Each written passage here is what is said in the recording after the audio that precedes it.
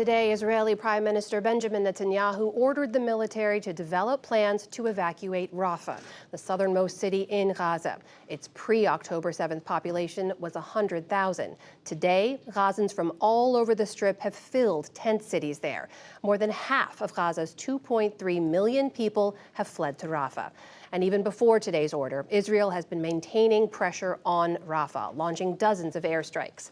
At the same time, there's progress on talks that would pause the fighting. Nick Schifrin is here with more on that. Nick, you have new details on the hostage negotiations. What do we know? A U.S. official tonight confirms to me that Bill Burns, the director of the CIA, will head to Cairo soon to participate in another round of negotiations over a hostage deal. And he has been the crucial U.S. official leading those negotiations. And as a reminder of how we got here, 2 weeks ago, Israel agreed to a plan negotiated by the U.S., Qatar, and Egypt to an initial 6-week pause that would be extended in 3 phases of hostage releases. Hamas's counterproposal this week required an Israeli withdrawal first from cities, then all of Gaza. Israel interpreted that counterproposal as Hamas remaining in power after the war. But U.S. officials tell me that while that was going on, there's been progress in those negotiations just in the last few days, despite Netanyahu's public statements. Remember, he called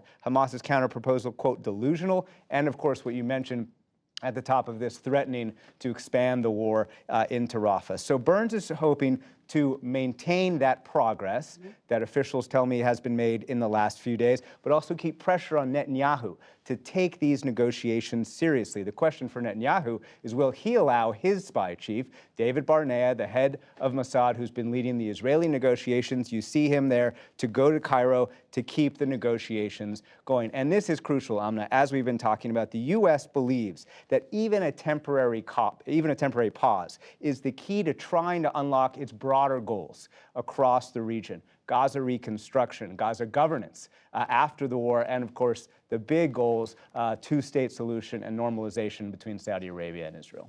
As you mentioned, though, Netanyahu is threatening to expand the war, not pause it, let alone stop it. So how difficult is that going to be in a place like Rafah? Extremely difficult. As you pointed out, more than 1 million people are living in Rafah. That is 10 times the pre-October 7th population. And U.S. officials insist that Israel does not have any military plans ready for Rafah, let alone any plans to deal with all of those civilians, as Deputy State Department spokesman Vedant Patel said yesterday.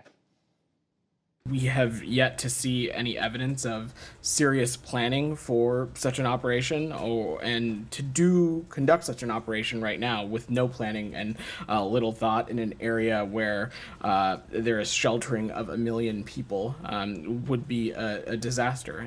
You can actually see Patel referring to his notes. So they had planned to make that statement before the briefing, and that's a shift for the administration. It does not usually warn Israel not to conduct an operation that it has not yet launched, and that's what we saw from multiple U.S. officials yesterday. We also heard President Biden last night making his most pointed critique of how Israel has launched this war. The conduct of the response in the Gaza Strip has been over the top. Initially, the president of Mexico, Sisi, did not want to open up the gate to allow humanitarian material to get in. I talked to him. I convinced him to open the gate. Innocent people, innocent women and children who are also in badly in need of help.